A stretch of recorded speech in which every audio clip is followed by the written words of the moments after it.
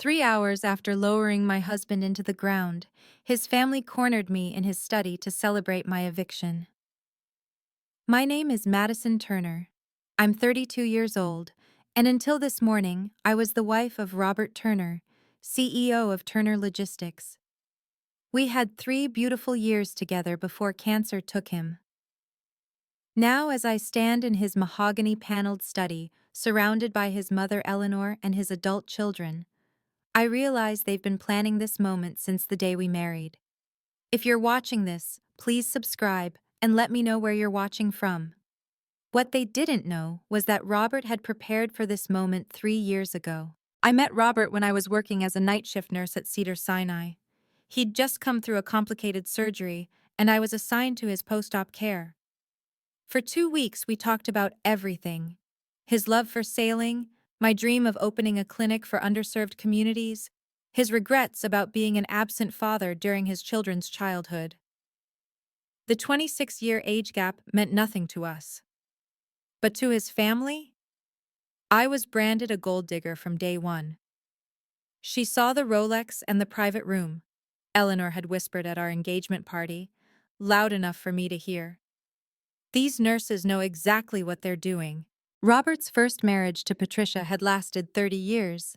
She'd passed 5 years before we met, and by all accounts, she'd been the perfect society wife. Wellesley educated, from old money, never worked a day in her life. I was everything she wasn't: daughter of a mechanic and a waitress, both gone now, community college educated, and worst of all, in their eyes, I'd actually touched bedpans for a living. The Cartier wedding ring Robert placed on my finger might as well have been a target. Every family gathering, Eleanor would eye it with disgust. Patricia's ring was a family heirloom, she'd remind everyone. 4 generations of Turner women wore it. The Hermes bags Robert gifted me for birthdays and anniversaries? Trying too hard, Eleanor would murmur to her friends. New money always does. But Robert saw it all. 2 months before his diagnosis returned, he pulled me close and said something I'll never forget. "They'll show their true colors when I'm gone, Madison. But don't worry, I'm not leaving you defenseless." I thought he meant life insurance. I had no idea he meant something far more powerful. Turner Logistics wasn't just a company. It was an empire worth $45 million, with 500 employees across 3 states. The Bel Air mansion we lived in was valued at $12 million, with its infinity pool overlooking the city, and a 6-car garage housing Robert's collection of vintage Porsches. The investment portfolio added another $8 million to the estate. David, Robert's eldest son, worked as CFO of the company. At 35, he drove a Tesla Model S and wore the same Patek Philippe watch his father had gifted him for his 30th birthday.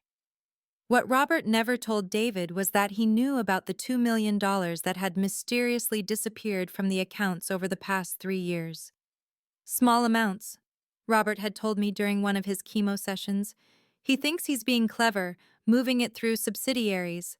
I have every transaction documented. "Why don't you confront him?" I'd asked. Robert had smiled sadly. "Timing, my dear. Everything is about timing." Sarah, his daughter, was 33 and a Harvard-trained lawyer who specialized in estate planning. She had an office full of degrees and a reputation for aggressive litigation.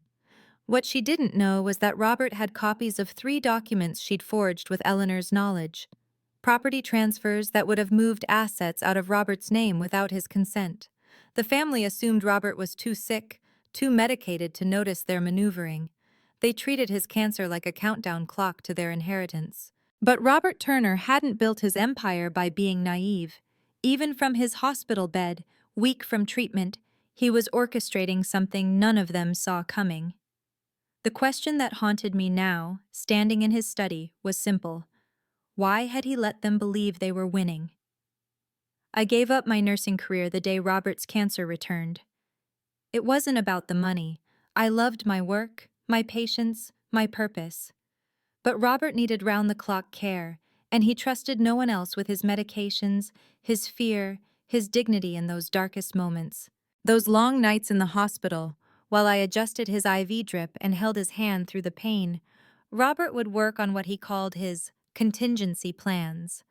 Legal documents spread across his hospital tray, his laptop always within reach despite my protests that he needed rest. "I'm protecting you," he'd say when I tried to close his computer. "Let me do this one thing right." Eleanor visited exactly 3 times during his final month. Each visit lasted less than 15 minutes, and she spent most of it asking about the estate planning. She never once asked how he was feeling. At the family Christmas dinner, Robert's last, she arranged the official family photo while I was in the kitchen. "We need one with just the real family," she'd announced, loud enough for me to hear. But there was something else happening during those final weeks. Robert's personal attorney, James Crawford, visited the house 4 times. Each time, he left with sealed envelopes and a grim expression. The last time, just 5 days before Robert passed, Crawford had placed a thick envelope in Robert's home safe and said, "Everything is in place, Robert. The trust is ironclad." "Good," Robert had whispered, his voice barely audible. "They've shown me who they are. Now I'll show them who I am." Love isn't measured in years but in sacrifice. And for 3 years, I'd loved Robert Turner with everything I had. What I didn't know was that he'd spent those same 3 years building me a fortress. 2 hours after the funeral, 15 members of the Turner family had assembled in our home like vultures circling a carcass. Eleanor had already opened a bottle of Cristal champagne, the 2008 vintage Robert had been saving for our 5th anniversary. "To new beginnings," she toasted, not even pretending to mourn. David had been busy too. I overheard him on the phone with a moving company. "Yes, 8 a.m. tomorrow, everything in the master bedroom and the second-floor office. No, the lady won't be here."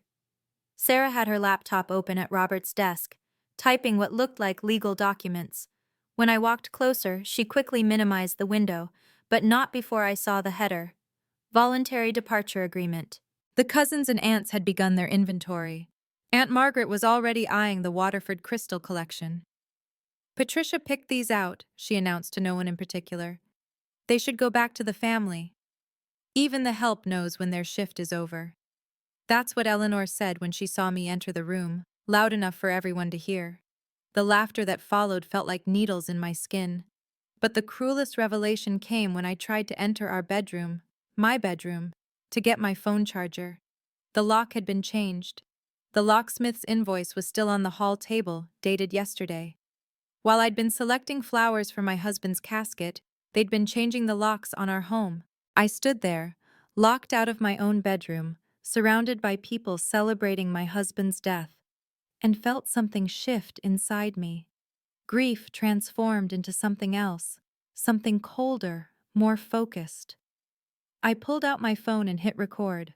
If they wanted to show their true colors, I'd make sure to capture every shade. Eleanor called everyone into the main living room, standing beneath the oil portrait of Robert's grandfather, the company founder. She wanted an audience for this. "Now that Robert has passed," she began, her voice carrying the authority of a matriarch reclaiming her throne, "it's time to address the elephant in the room. The real Mrs. Turner has always been me.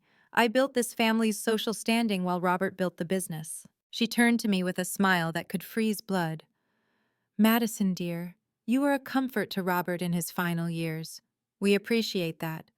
But your services are no longer required." The room erupted in uncomfortable laughter. David stepped forward, emboldened by champagne and greed. "Let's be honest about what this was. Dad was lonely and confused after Mom died. You saw an opportunity and took it. 3 years of pretending must have been exhausting." "She didn't even give him children," Aunt Margaret added. "At least Patricia gave us David and Sarah." Sarah stood up, waving a document. "I've reviewed the prenuptial agreement Madison signed.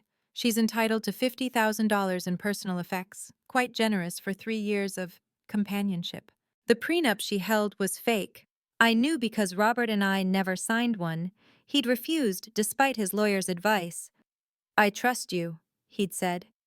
'And I want them to know I trusted you.'" I remained silent, my phone recording everything from my pocket. Let them hang themselves with their own words. David couldn't resist twisting the knife deeper. The house, the cars, the jewelry, it all reverts to the family. Dad might have been confused, but Turner assets stay with Turner blood. That's when I finally spoke. You have 1 hour to reconsider this mistake. The laughter stopped. Eleanor's eyes narrowed. Is that a threat, dear? No, I said quietly. It's a deadline. If you've ever been judged for who you love or where you come from, you'll understand what happens next. Sometimes the best revenge isn't anger, it's preparation. Before we continue, hit that subscribe button if you believe in justice, and comment below, what would you do in Madison's position? Now, let me show you why Robert Turner was 3 steps ahead of everyone. Sarah pulled out another document, this one looking more official. Since you want to do this the hard way, here's your formal eviction notice, 24 hours to vacate the premises. Take your nurse scrubs and Target furniture, Eleanor added, her voice dripping with disdain. Leave anything Robert purchased. After all, those were bought with Turner money. David held up his phone. I've already frozen the credit cards this morning. The bank accounts are frozen too, pending investigation into undue influence. Standard procedure when a vulnerable elderly person marries someone so much younger. Security will arrive tomorrow at 8, Sarah continued, clearly enjoying her role as the family's legal executioner. If you're not gone, they'll escort you out. We've booked you a room at the Motel 6 on Sepulveda. 1 night prepaid. After that, you're on your own. The cousins were already discussing who would get what. I'll take the master bedroom, David announced. Sarah, you can have the pool house converted into an office. That's when I said something that made them all freeze. Robert warned me about this exact scenario. He said you'd try to steal everything the moment he died. He also mentioned something about the other will. The champagne glass slipped from Eleanor's hand, shattering on the marble floor. Sarah's face went pale. What other will? The one James Crawford has, I said, heading toward the door. The real one. The one Robert recorded on video with 3 witnesses. The one that includes some very interesting information about David's embezzlement and Sarah's forgery. David stepped in front of me. You're bluffing. I looked him straight in the eye. Your father documented every transaction you made through the subsidiary accounts. $2 million, David. That's grand larceny. The room had gone completely silent. Eleanor's voice cracked when she spoke. You're lying. 1 hour, I repeated, then walked out. Eleanor's panic lasted exactly 5 minutes before her arrogance returned. She called an emergency family council, summoning every Turner relative within driving distance. By 6 p.m., 25 people had gathered in the formal dining room, including 3 family lawyers she'd contacted. We're here to formally read Robert's will, Eleanor announced, holding up a document I'd never seen before. Sarah prepared this under Robert's instruction last year. Sarah stood, every inch the Harvard lawyer. Robert's wishes were clear. The family assets remain with the family. David inherits the company, I receive the real estate holdings, and Mother manages the investment portfolio as she always has. They passed the document around the table. Each signature page was witnessed and notarized. It looked perfectly legitimate, except for one small problem. Robert's signature was forged. I knew his handwriting better than anyone. The way he curved his R's, the pressure he used on downstrokes. This wasn't even close. We'll now vote to remove Madison as emergency contact and next of kin, Eleanor continued. All in favor? 24 hands rose. Only I kept mine down. Democracy has spoken, dear, Eleanor smiled. You have no standing here. I pulled out my phone and sent a simple text. It's time. David noticed. Who are you texting? Your lawyer? You can't afford one now that we've frozen the accounts. No, I said calmly. I'm texting Robert's lawyer, the one he's been using for 30 years, the one who knows about the trust. Sarah laughed. There is no trust. I would have known about it. The doorbell rang. Through the dining room's glass doors, we could all see James Crawford standing at the entrance, briefcase in hand. Funny thing about trusts, I said, standing to let him in. They don't have to be filed with the family lawyers. Before Crawford could enter, Eleanor raised her champagne glass one more time. A toast, she announced, to the real Turners, the ones who built this empire and will continue to run it. The room erupted in premature celebration. David was already on his phone with the company's board members, informing them of his new position as CEO. Sarah pulled out her laptop to begin transferring property deeds. Eleanor called her financial advisor to discuss the investment portfolio. Madison, Eleanor said, turning to me with false sympathy, we're not heartless. Here's $1,000 cash for your troubles. She pulled the bills from her purse, fanning them out on the table like a blackjack dealer. Consider it severance pay for your services. The cousins had started claiming items. I'll take the Steinway piano, one announced. Margaret, you wanted the China collection, right?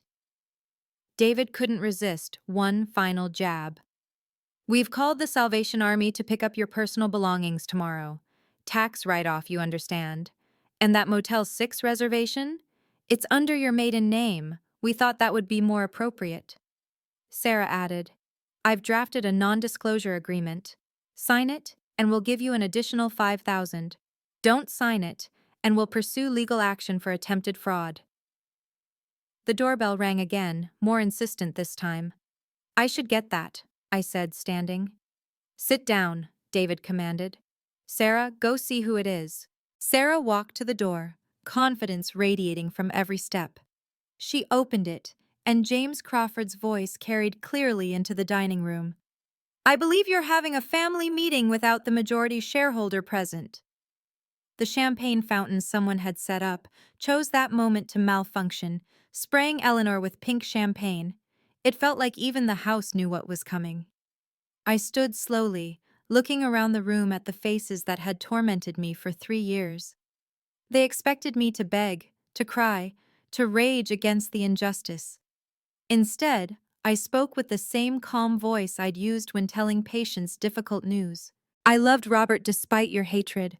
I cared for him through your absence. When the chemo made him vomit blood at 3 a.m., where were you? When he cried from the pain, begged for it to end, who held him? Eleanor shifted uncomfortably. David looked away. His last month, I continued, he asked for his children every day.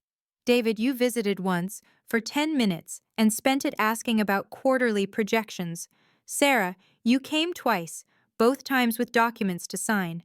Eleanor, you came 3 times, never staying long enough for your champagne to warm. We had responsibilities, David started. You had greed, I interrupted. Robert's last words to me were, check the foundation safe. I thought he was delirious, but he wasn't, was he, Mr. Crawford? Crawford entered the room, his presence commanding immediate attention. No, Mrs. Turner. Robert was quite lucid when he gave those instructions. You can take things, I said, picking up my wedding album from the side table. But you can't take memories. You can steal houses and money, but you can't steal the fact that in his final moments, Robert chose me. Not because I was young or beautiful or convenient, but because I was there.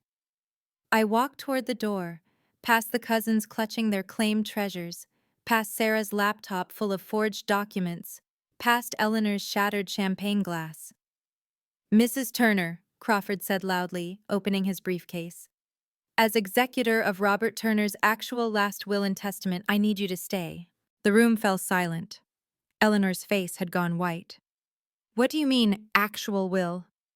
I pulled my pre-packed suitcase from behind the sofa. I'd hidden it there this morning, knowing this moment would come. Eleanor immediately rushed over to inspect it, pawing through my belongings like a customs officer. Robert's watch, she said triumphantly, pulling out the Rolex Submariner. This stays here. That's my father's watch, I said quietly. He was a mechanic, remember? Saved for 5 years to buy it. Check the engraving. Eleanor turned it over, reading the inscription. To Tommy, love Dad, 1987. She dropped it like it burned her. Sarah grabbed my jewelry box. Let me check these pieces. My mother's costume jewelry, I said. Except for my wedding ring, which I'm keeping. The ring stays, David insisted. It was purchased with Turner money. I slipped it off my finger and placed it on the table. Keep it. It's just metal and stone. What Robert gave me was worth more than diamonds. Eleanor found what she was looking for, a thick manila envelope at the bottom of the suitcase. What's this? Robert's last letter to me, I said, and some documents he wanted me to read after the funeral. Those belong to the estate, Sarah said, reaching for them. Crawford's voice cut through the room like a blade. Actually, Ms. Mitchell, those documents supersede anything you've prepared. Mrs. Turner, as executor of the real will, I need you to open that envelope now. This is ridiculous, David said. Sarah prepared Dad's will. It's been notarized and filed. Crawford smiled, the kind of smile that preceded very bad news for someone. Mr. Turner, your father filed multiple wills, but only one was created with proper witnesses, video recorded, and registered with the state 3 years ago. The one your sister prepared? It's worthless. Crawford opened his briefcase and pulled out a thick folder marked Turner Family Trust, Confidential. 3 years ago, he began, his courtroom voice filling the space. Robert Turner discovered several disturbing facts. David, you had embezzled $2 million through false invoices and subsidiary transfers. Sarah, you and your mother forged Robert's signature on 3 property transfer documents. That's slander, Sarah shouted. It's documented, Crawford replied, pulling out bank statements, emails, and notarized affidavits. Robert hired a forensic accountant. Every transaction is tracked. Every forged document is authenticated by handwriting experts. Eleanor sank into a chair. Robert knew? He knew everything, Crawford continued. Instead of prosecuting, he decided to test you. He created an irrevocable trust, moving 51% of Turner Logistics shares into it. Madison is the sole beneficiary and trustee. When? David's voice cracked. When did he do this? 3 years ago, 2 weeks after he discovered your theft. The same week Sarah filed those forged transfers. He said, and I quote from our recorded meeting, "If they'll steal from me while I'm alive, what will they do when I'm dead?" I opened Robert's letter with shaking hands. His handwriting, authentic this time, filled the page. My dearest Madison, if you're reading this at a family meeting, they've shown themselves exactly as I predicted. The trust documents Crawford has are ironclad. You now control Turner Logistics. The house has been in your name for 2 years. Check the county records. My family will contest this, but they can't win. I've documented their crimes too thoroughly. Use this power wisely. You were the only one who loved me without conditions. Now let me protect you unconditionally. This can't be legal, Sarah stammered. Crawford smiled. Your Harvard law degree should tell you it's perfectly legal, Ms. Mitchell. Robert Turner spent 3 years documenting his family's betrayal while battling cancer. What would you do if you discovered your own blood plotting against you? If this story resonates with you, please share it with someone who needs to hear that justice exists. Drop a comment about a time you stood up to bullies. Now watch how Madison Turner became the most powerful person in the room. I continued reading Robert's letter aloud, my voice steady, despite the tears threatening to fall. To my family, if you're hearing this, you've already tried to destroy the woman I love. David, the $2 million you stole is documented in Exhibit A. Sarah, your forged documents are in Exhibit B. Eleanor, your manipulation of my accounts while I was in chemotherapy is in Exhibit C. David lunged for the papers, but Crawford blocked him. Mr. Turner, I'd advise against that. Assault would only add to your legal troubles. The letter continued. I'm not seeking revenge from the grave. I'm seeking justice. Madison gave up her career to care for me. She held my hand through 12 rounds of chemotherapy. She never once asked about inheritance or money. The prenup Sarah is waving around is a forgery. We never signed one because I wanted you all to know I trusted Madison completely. Eleanor found her voice. This is undue influence. He was sick, medicated. Crawford pulled out a tablet and pressed play. A video filled the screen. Robert in his study, 3 months before his death, clear-eyed and articulate, with 3 witnesses present: Crawford, another attorney, and a court reporter.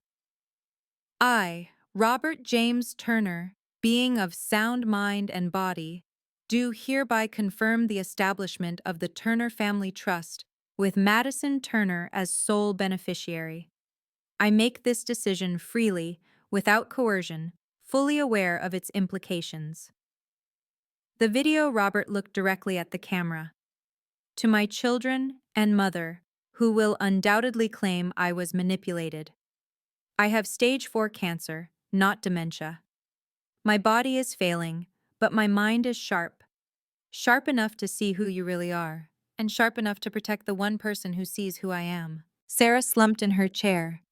3 years. He planned this for 3 years. Crawford pulled out document after document, each one another nail in the coffin of their scheme. I've been Robert's attorney for 30 years, he said, his voice carrying absolute authority. I've never seen him more lucid than when he created these documents.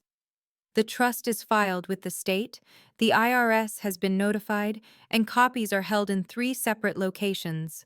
He turned to Sarah. Ms. Mitchell, the will you prepared isn't worth the paper it's printed on. Forging a dead man's signature is a felony. The FBI has been notified. FBI? David went pale. For what? Wire fraud, embezzlement, conspiracy, Crawford listed. The forensic accountant Robert hired, he's a former FBI investigator. Case number 2024-7739 has been opened. You have approximately 48 hours before arrests are made. Eleanor stood, shaking. This is our family's company. Robert's father built it. And Robert built it into what it is today, Crawford replied. The company was his to distribute as he wished. He wished it to go to someone with integrity. But the properties, Sarah started. The property transfers you forged? They're void. In fact, they're evidence. The Bel Air house? Robert transferred it to Madison 2 years ago, completely legally. Check the county records. It's all public information you somehow missed while plotting. Crawford pulled out one final document. There's also the matter of the video will. Robert recorded his final testament 2 weeks before his death. Would you like to see it now, or would you prefer to see it in court? The room had become a tomb. 25 members of the Turner family sat in stunned silence, their champagne glasses forgotten, their claimed treasures meaningless. Play it, Eleanor whispered. Play the damn video. Crawford connected his tablet to the 85-inch TV that dominated the room's east wall. Robert's face filled the screen, gaunt from cancer but eyes blazing with determination. He was in his hospital bed, but fully alert, wearing his navy dress uniform, the one he'd asked to be buried in. To my family watching this, Robert began, his voice stronger than it had been in months. I know everything. Every theft, every lie, every forged document. The camera panned to show 3 witnesses, Crawford, Judge Patricia Hoffman, and Dr. Michael Chen, Robert's oncologist. David, you've stolen $2 million over 3 years. Small amounts, clever routing, but I have every transaction. You started the week after I promoted you to CFO. I kept you in position to see how far you'd go. You never stopped. David's Tesla keys fell from his hand, clattering on the marble floor. Sarah, you helped Mother forge transfer documents for 3 properties, including the Tahoe cabin and the Santa Barbara rental. You used your legal knowledge to commit fraud. I have the originals and your forgeries. Your handwriting is on the witness lines. Sarah's Harvard Law degree might as well have been toilet paper. Eleanor, my mother, you've controlled this family through manipulation and greed for 50 years. You drove Patricia to prescription pills with your constant criticism. You tried to destroy Madison the same way, but Madison is stronger than you knew. The video, Robert lifted a document. This is my real will. Madison inherits controlling interest in Turner Logistics. She is now your boss if she chooses to keep any of you. Then came the killing blow. Blood makes you related. Loyalty makes you family. Madison is my family. You are merely my relatives. The video ended with Robert's final words. Madison, honey, they never deserved you. Now make them deserve mercy. Crawford closed his briefcase with a decisive snap. As of this moment, Madison Turner is the chairman and CEO of Turner Logistics. She controls 51% of shares through the irrevocable trust.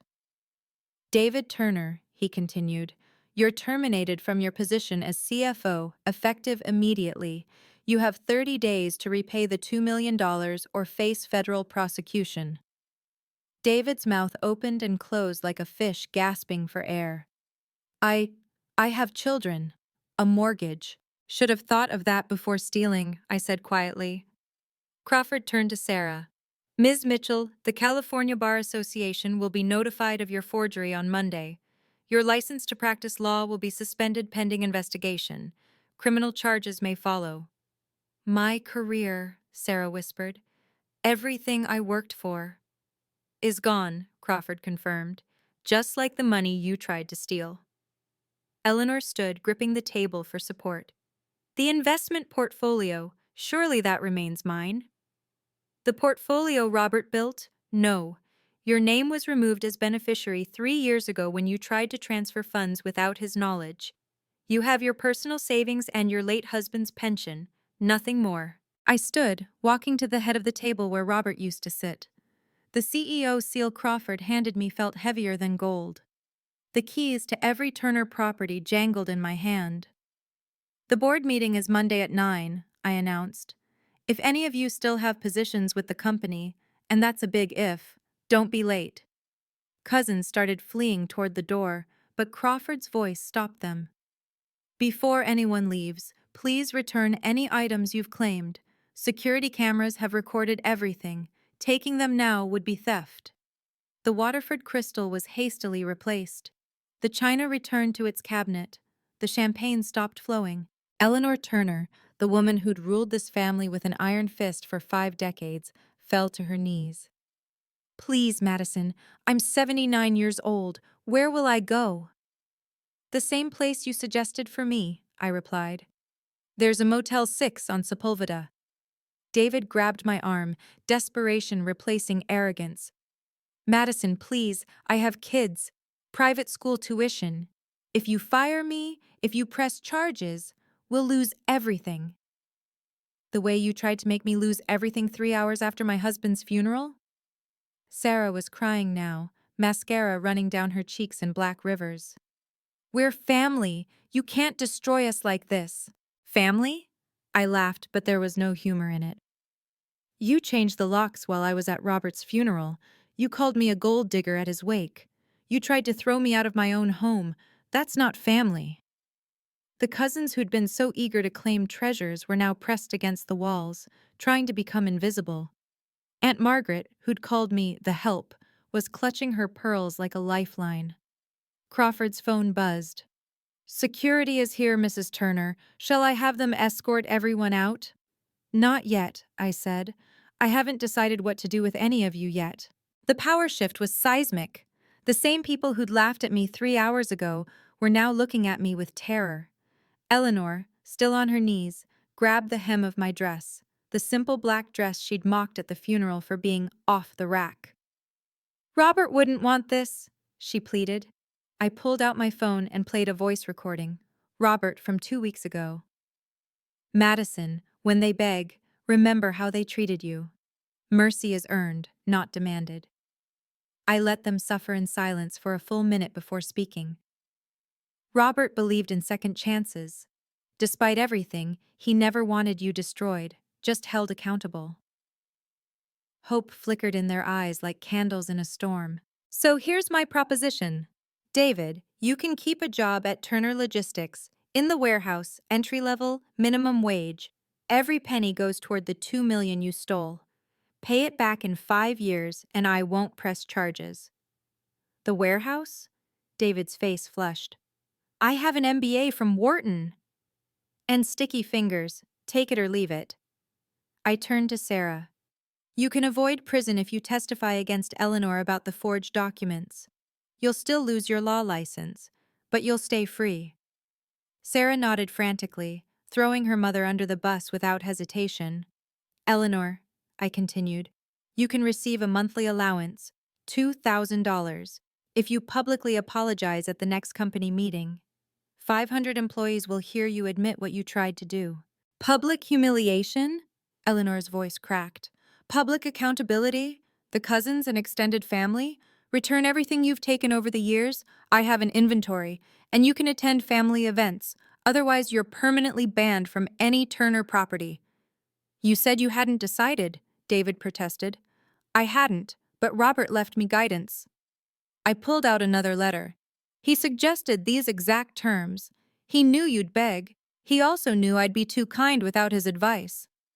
Crawford added, you have 48 hours to accept these terms. After that, full prosecution proceeds. One more thing, I announced. $10 million of company profits will establish the Robert Turner Nursing Scholarship, helping people like I used to be. People you call gold diggers, but who actually care for your loved ones when you won't. Monday morning came faster than they expected. The Turner Logistics main conference room was packed with 500 employees, all wondering why an emergency meeting had been called. Eleanor stood at the podium, her usual designer suit replaced with a simple black dress. Her hands shook as she gripped the microphone. I need to apologize, she began, her voice barely audible. To Madison Turner, our new CEO, and to all of you. I tried to illegally remove her from the company and the family after my son's death. I called her a gold digger. I was wrong. Gasps rippled through the crowd. David sat in the front row, wearing a warehouse uniform with his name tag reading, David, probationary employee. Eleanor continued, each word seemingly pulled from her throat. Madison cared for my son when I couldn't be bothered. She gave up her career while I schemed to steal his assets. She is more family to Robert than I ever was. Local news cameras rolled. The story would make evening broadcasts. Widow wins against greedy in-laws. Turner Logistics under new leadership. Sarah stood next, reading from a prepared statement to avoid perjury. I, Sarah Mitchell, formerly Turner, confess to attempting to forge legal documents to disinherit Madison Turner. I was wrong, legally and morally. The Bar Association representative in attendance took notes. Sarah's career in law was officially over. I took the podium last. Turner Logistics will move forward with new leadership and new values. Integrity isn't inherited, it's earned. Everyone in this company, regardless of their last name, will be held to the same standards. The employees erupted in applause. They'd suffered under David's embezzlement and Eleanor's interference for years.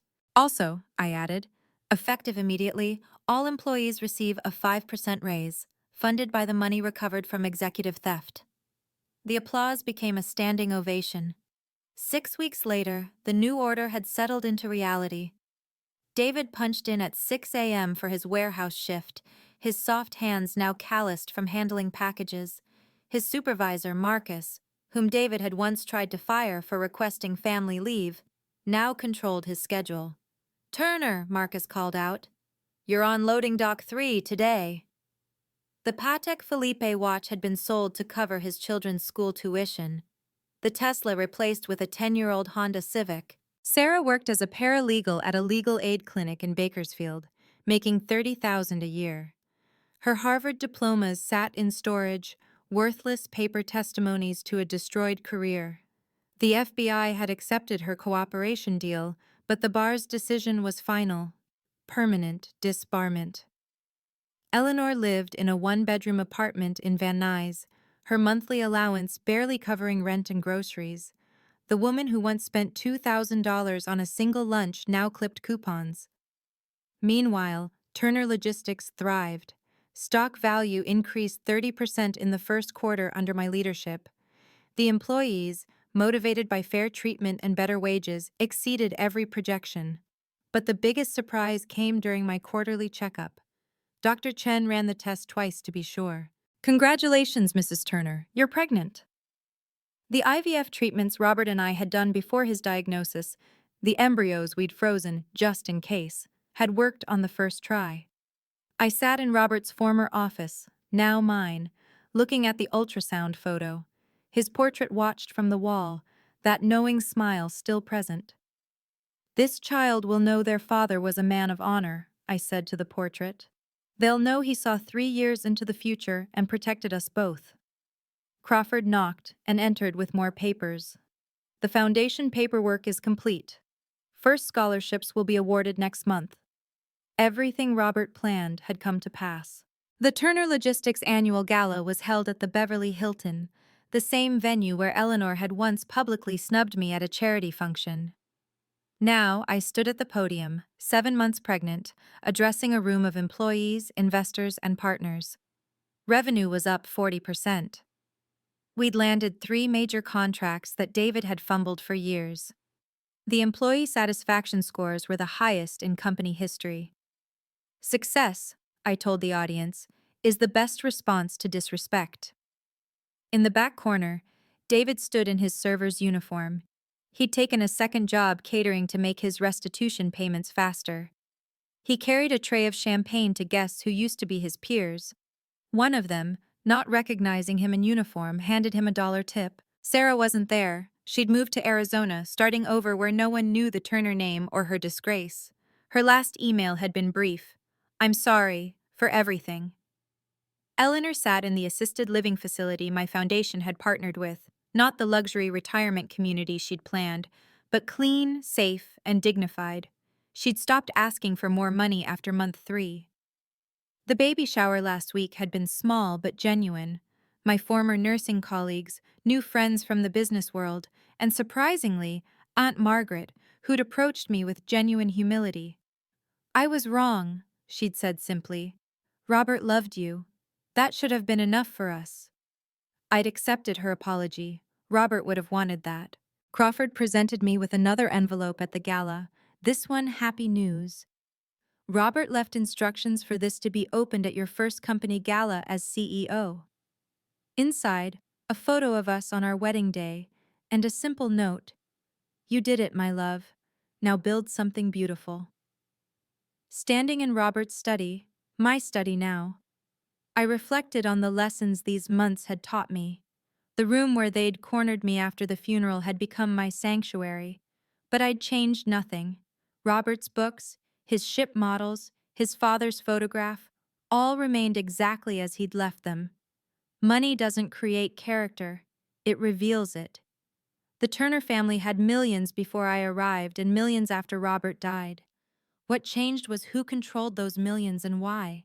David's theft hadn't been about need. He'd earned $300,000 a year as CFO. It was about entitlement, the belief that the company owed him more simply for being born a Turner. Sarah's forgeries weren't desperate acts, but calculated moves, assuming her legal knowledge placed her above the law. Eleanor's cruelty stemmed from fear that someone from outside her social circle could earn what she'd only inherited. But Robert had seen it all. 3 years of silent observation, documenting their true nature while they smiled at Sunday dinners and holiday gatherings. He'd given them every opportunity to show loyalty, love, integrity. They'd chosen greed instead. "Never apologize for who you love," I told the portrait of Robert that hung behind the desk. "You taught me that." The nursing scholarship had already helped 50 students, kids from backgrounds like mine who wanted to serve but couldn't afford the education. They sent letters, sharing their stories. One wrote, "Because of you, I can care for others without drowning in debt." That letter sat framed on my desk, next to our wedding photo and the ultrasound of our son. True inheritance isn't money or property or shares in a company. It's the values we pass on, the integrity we model, the love we freely give. They wanted his money. I wanted his morning coffee and terrible jokes. Robert James Turner Jr. was born on a Tuesday morning in the same hospital where I'd met his father. The irony wasn't lost on me. Beginning and ending in the same place, the circle of life completing itself. David had requested time off from the warehouse to meet his nephew. I denied it. "You can meet him on your scheduled break, just like any other employee." The company I now ran looked nothing like the one Robert had left. We'd implemented a revolutionary family-first policy, extended parental leave, on-site childcare, and flexible schedules for caregivers. Employee retention hit 95%. We hired from nursing schools, community colleges, and vocational programs. People Eleanor would have called beneath us, but who brought dedication she never possessed. The executive team now included Marcus from the warehouse, promoted to operations director, and Maria, Robert's former hospice nurse, as head of human resources. The Turner Nursing Scholarship had funded 200 students in its first year. At the graduation ceremony, I spoke to a crowd of new nurses. Someone once called me a gold digger for loving a dying man. Now I run his company. Never let anyone's small mind limit your big heart. Baby Robert gurgled in my arms as I walked through the company his grandfather built and his father protected. Employees stopped to congratulate me, their genuine warmth a stark contrast to the fake smiles of family gatherings past. Crawford visited one last time, bringing a final letter from Robert to be opened on our son's birth. It read simply, "He has your strength and my stubbornness. He'll change the world." Eleanor sent a card. No money, just words. I was wrong. Forgive me. Maybe someday, not today. Respect isn't given because you share DNA. It's earned through actions, and I'd earned every bit of mine.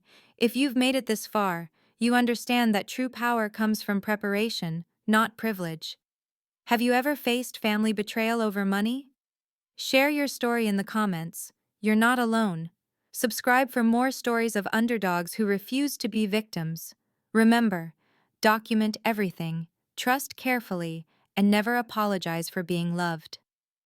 Until next time, this is Madison Turner reminding you, dignity is your superpower.